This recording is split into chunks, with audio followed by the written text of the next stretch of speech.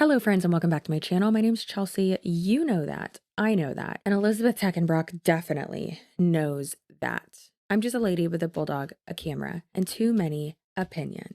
And obviously I have a lot of opinions on Elizabeth Teckenbrock. We all get it. We all know. Most of us have a lot of opinions on her. However, there have been some spicy updates. I'm pretty sure karma slapped me in the face. Now, I do just want to make it clear, just so you know, the Elizabeth podcast limited series, it is completed. We will eventually do like a bonus episode or something like that, maybe multiple, who knows. But as of right now, season 2, it is finito. We are rolling into getting a docuseries / project of that sort started. So that is what we're doing. Okay. Otherwise we'll never get that done. And we really need to get it done. However, we will be continuing to cover her over here as long as she's still scamming. And guess what? I think she still is. I look absolutely fantastic in this chef's hat. So you can trust me when I tell you about today's sponsor, Wild Grain. I'm so excited. So what is Wild Grain? Let's just go ahead and talk about it. Wild Grain is the first bake from frozen subscription box for sourdough breads, artisanal pastries, and fresh pastas. Wild Grain partners with small bakers and pasta makers across the country to keep the tradition of artisanal and nutritious food alive. Wild Grain also has gluten-free, vegan, and their new protein boxes. How is it? I like it. Perfect. Now, I will tell you, this time I didn't get any pasta. It's okay. Last time I did, and it was, till this day, my husband says that that is the best turkey bolognese I have ever made him, and it was because of just the quality of that pasta. So freaking good. But this time we got these giant cookies. They were delicious. My son ate quite a lot of them. They're all gone. And then we also got the chocolate croissants, which were so flaky and delicious, and some sourdough bread.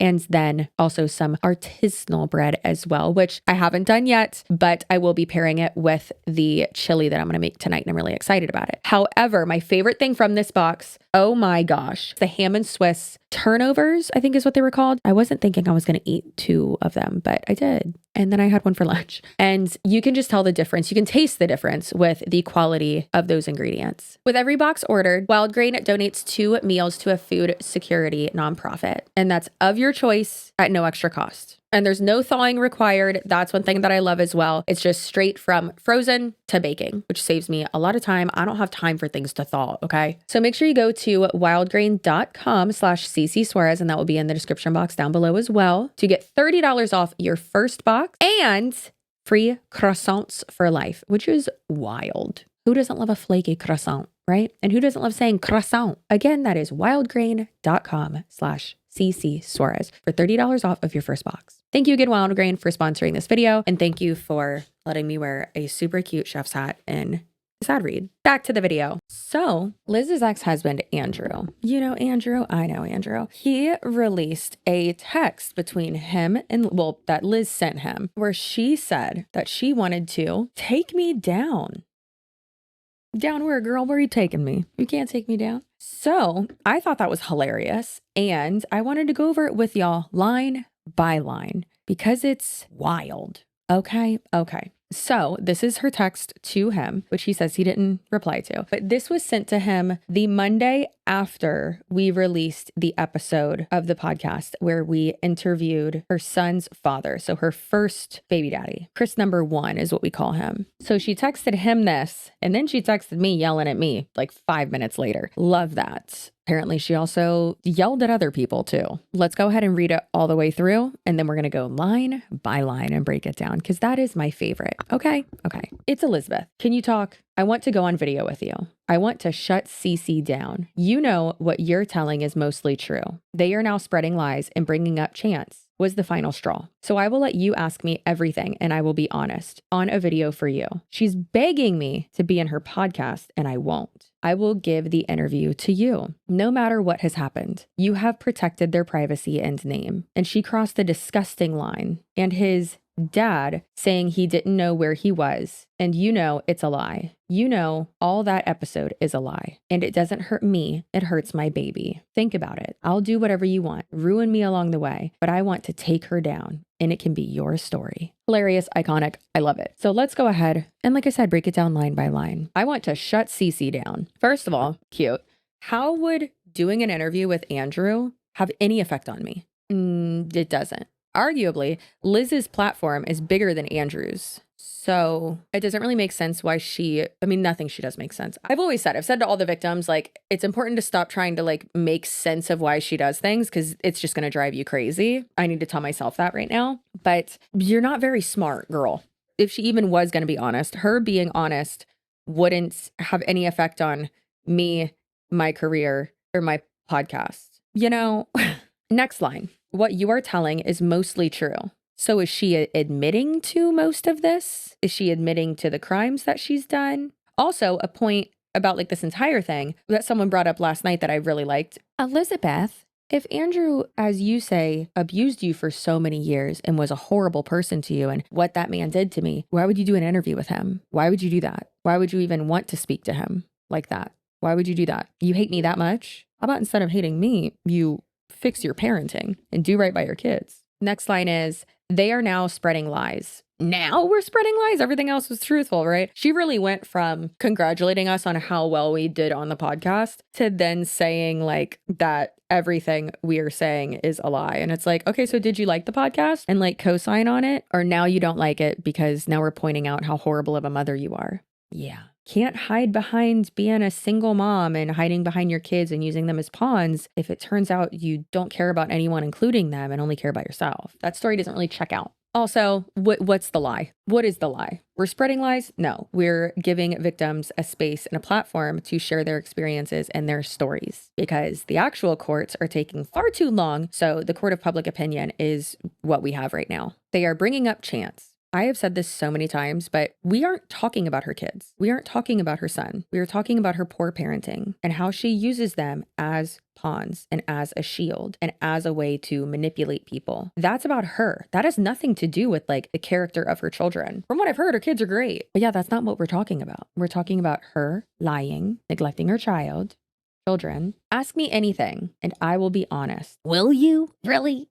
You'll admit to all these crimes? Like, no, you won't. No, you won't. You know you won't. If she wanted to literally listen to the podcast and do like a reaction to it and break down every single thing and every claim and have rebuttals and have proof that these things are fake. Liz, did you lie about having stage 4 terminal cancer or whatever stage? I don't know. No, you didn't lie about it. Okay. So you actually had cancer? Okay, well, we have texts here telling people that you're dying. So were you dying? No, you weren't. All right, let's go to Moffitt. You said you were at Moffitt. Let's go get your medical records. Can't do that? Okay, you were lying. She begged me to be in her podcast, and I won't. Hey, look at this. You looking? No, I didn't. Absolutely not. No, I didn't. And guess what? A little treat for you.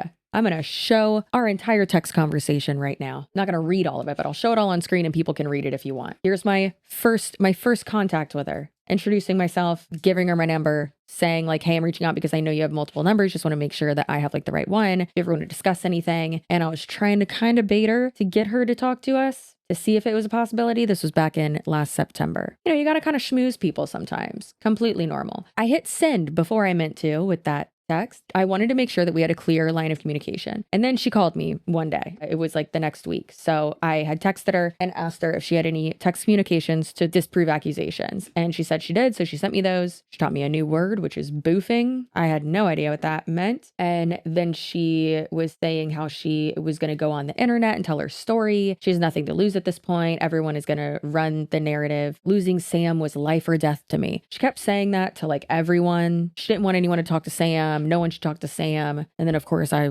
was like, now I need to talk to Sam. What are you talking about? But anyways, I was explaining like, I don't know what you're talking about. I don't know what you mean by losing Sam. Again, they weren't even like dating at that point. They were on and off for a while. She apologized for saying she was bothering me. I was like, nope, we're just playing with my kid. And she was saying that, you know, kind of continuing this narrative that like Sam was abusive and then saying that she is feeling a certain type of way. And I didn't want to not answer, but I encouraged her to be with family and not to make permanent decisions based off temporary feelings. And then the doozy the next day. It was a lot. I wanted to reach out and thank you for giving me the time of day yesterday. I know it's hard to believe it coming from me, but I want to change. I want to be a quiet mom and a good mom, and I want to make a difference in mental health one day. What does that mean? In order to do that, I need to change on my own and become a completely different person that I am. And that means starting from ground zero on my own with my own finances, no one else's. I need to learn what it's like to be an adult. I'm sorry I ever judged you for calling me out. This is the kicker. The most manipulative thing she's ever said to me. You may have been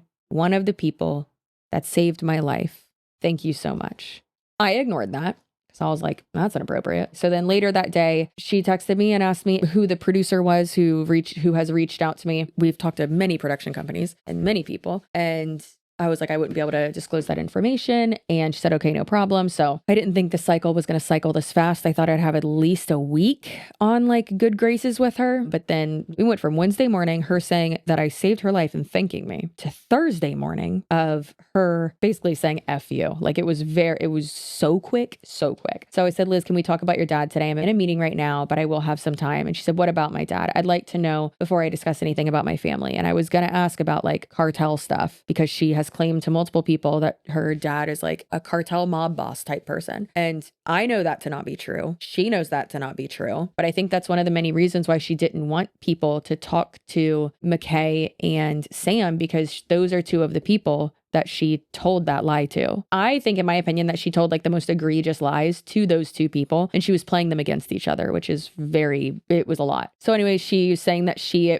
made a deal with an attorney yesterday, which that's not the correct wording, had a meeting with a prosecutor, best way for her to move forward. And she was saying like that, other people talked to Sam and that she doesn't want to have like a redemption era. And of course, this is one of my favorite ones that I love to pull from. She says, and I mean this as nicely as I can, the story is no story without me. You can tell it, you can get views, possibly even your documentary. Already greenlit, baby. But only I know what deal I am signing. And after talking to Rachel, I would have spoken with you, but you used our conversation to gain more on me and then do what I said would literally make me not want to be alive anymore, which is talk to Sam. Good Lord. That's like, why would you think that I wouldn't talk to another? I was already in communication with him. So strange. But I texted her then a few weeks later and said, hey, Liz, just checking in to see if this phone is still active. She said, my iMessage is, but it's not active to call. And also, I don't need your added bullshit. So I hope everywhere you got your proof and information came from legal sources to get it. There is zero reason for you to contact me again. Well, okay. And then you'll hear from my attorney next week. Guess who I never heard from? Her attorney. And I was like, I'm not sure what you're referring to, but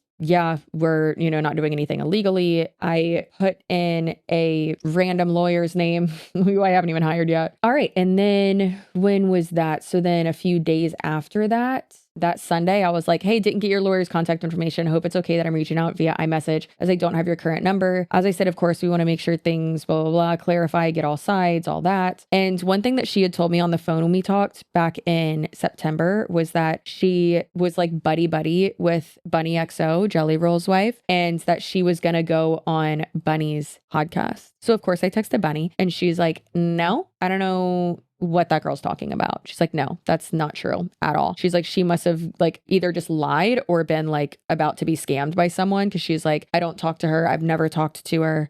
And I would never have her on my podcast. Like I knew from day one that she was a scammer, which is interesting because apparently Liz also told McKay that like she was like texting Bunny and was friends with her. So that's super embarrassing for her because Bunny says, who's this? So then in November, she got mad about having her son's father on the podcast. Interesting. Notice how I still have not begged to have her on the Elizabeth podcast or on my YouTube channel. Quite interesting, isn't it? So anyways, again, like I said, you can pause and read these if you want, but she just goes over and says like that we're breaking a bunch of laws, which no, we're not. We're talking to a father about his son and his parenting and how he hasn't had a chance to have a relationship with his kid. So that's cool. And then she kept saying that we shared personal and private details about her kid. No, we didn't. There was a vague little threat there. So that was super cute. Anyways, so I just, let her know all that. And then on the 14th of December, I asked her if she had any comments regarding the last 2 episodes of the podcast, which were Jason's episodes. And then she had previously said, I forgot where this was, but it had come to our attention that she had said that she was going to file like a stalking injunction against me. She had told her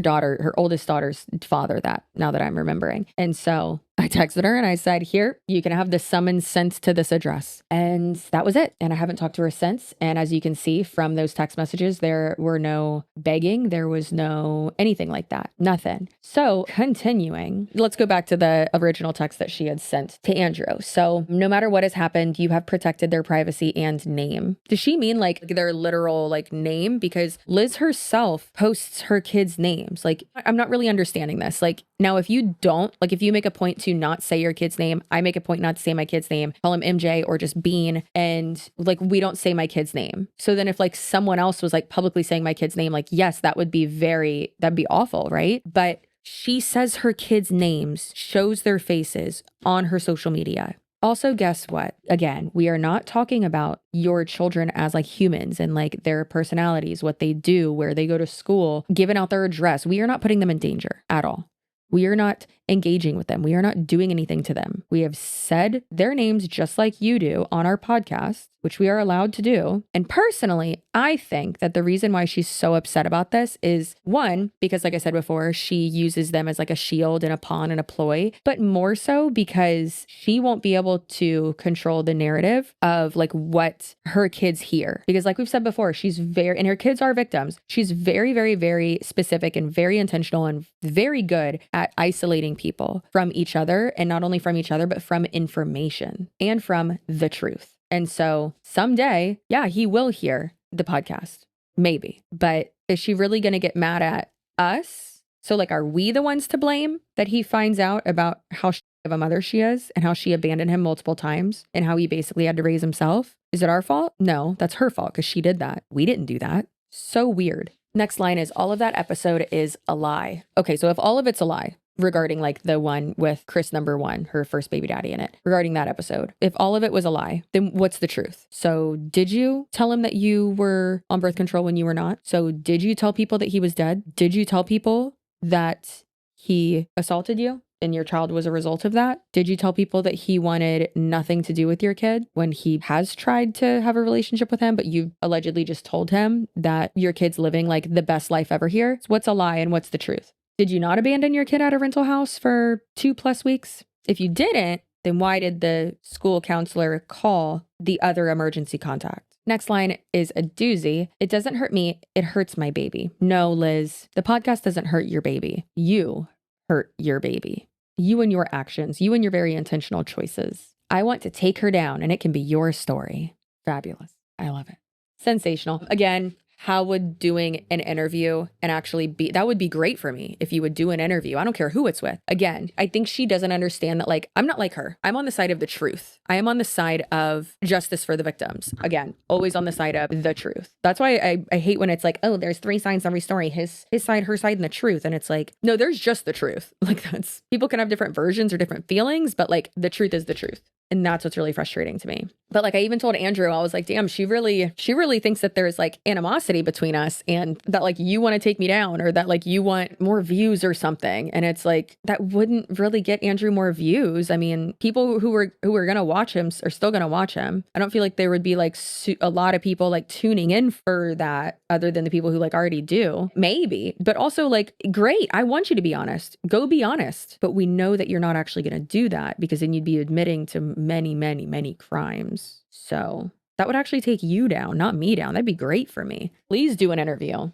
But of course, it's just the cycle of Liz, which I talked about in my last Liz video, and I made a cute little graphic for it. But we are really cycling through the cycle. Like I said, we are on the Gravitron on super high speed, just not getting off, and we're going to vomit everywhere, right? So we are now in the messy, I don't give an F, posting trendy song lip syncing era vibes. It's a working title. Anyways, whatever I named that one, that's what we're on right now. And her content is just so lazy and lame. Like it's her posting the same lip syncing type like dance thing to like the same song, but like 3 times a day. And then that's it. And she's getting like 5 comments and that's it. Like for 300,000 followers, you're getting 5 comments. Yikes, bud. Yikes. Listen, hey, I only have like 40,000 over on TikTok and I don't get that many views or anything, but like, that's not my bread and butter. That is her bread and butter. This is mine. And it ain't like that over here. Okay. But hey, maybe she would have more engagement if her little troll minion moderator lady wasn't having to delete comments so often. But there are some really funny ones that are on there that are basically just like, who are you robbing blind now? Who are you scamming now? Or just like, hey, this is really cringe. Or ones that are like, you should go to prison. Love that one. Absolutely love that one. Or they're like, oh, we're definitely onto a different personality now. Love that one too, because people are seeing the cycle and are like really catching on to it. And just really happy that I made that graphic. So now we have something to reference, and it's wild. She can't get out of it. That's what happens when you are Liz. But also I do understand the like mental health diagnosis aspect goes into it as well. I don't know if she's ever actually been diagnosed with that. Many of y'all have had some speculations. I don't want to speculate too much on someone's like mental health diagnosis, but just because you have a mental health diagnosis doesn't mean you need to make it everyone else's problem. You can absolutely get medicated, stay medicated, go to therapy and work through it and learn to live with it and learn to cope with it, and not fake terminal cancer multiple times, not lie to people constantly, not catfish your best friend, not steal millions of dollars. So, there's that. It's like, it's really not that hard. However, she did just post another video today where she's like, who's the fastest one to get in an argument? And she's like poking her bottles. You can tell by the background. I'm such a weirdo for knowing this, but you can tell by the background of her, like her surroundings, whatever, where she's sitting. I think she's at her grandma's house. And it's like, girl, whose pill bottles did you steal? Also, like, just because you have those doesn't mean you're taking them. Clearly you're not taking them. Look at you right now. Like, please get on some Seroquel. Good news though. I just got my prescription refilled and I'm so excited after not being medicated for 4 months. It's been rough, been real rough. However, I don't want it to be everyone else's problem. So I'm going to take care of myself, and I made things happen that I needed to happen so I could get medicated again. But like I said, we're really speeding through that cycle. And to my knowledge, she doesn't have a job, does not look like she has a job at all. Or be surprised, Liz is probably never going to have a job or never has. But she can say all day long she works at the airport. She doesn't work at the airport. I don't think that her new boyfriend is like paying for her lip injections, paying for her. I mean, he might be. She did allegedly run up his Amex card to like $20,000 in December. So maybe that's how she got new purses, a new puppy for her daughter, and getting her nails done, lip injections, hair extensions, all that. She does look pretty. I'll give her that. But like on the inside, rotten, as my Nana would say, rotten.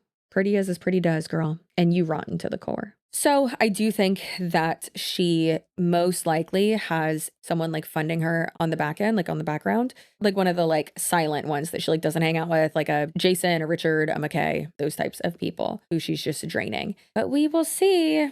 We'll see eventually. I mean, think about it. She can only keep it up for like 6 months to a year-ish. So especially nowadays, like the time that she's able to keep this going gets shorter and shorter and shorter. So we'll see. She's not able to keep it up for long because of the court of public opinion, because people talk about it, because her history is so long and insane. So we will see. Anyways, the season 1 is already up of Elizabeth on YouTube. It's up everywhere else, obviously, too. But season 2 is up on YouTube now. So feel free to watch that. And that's all I have for you today. So hope you have a great day, night, weekend whenever you're watching this. And I hope you are excited for the real big things that are to come this year. And if not, you're dead to me. But if you're subscribed, that means your butt looks good and that you are so feral and funny and sweet and smart and spicy. And again, if you're not, you're dead to me. And you have hangnails and bad breath. Can't relate. Because I'm subscribed to my own channel. Who wouldn't be? I'm actually not, because you can't be subscribed to your own channel. Anyways, but my butt still does look good, so it's fine. I will see you in my next video. Goodbye.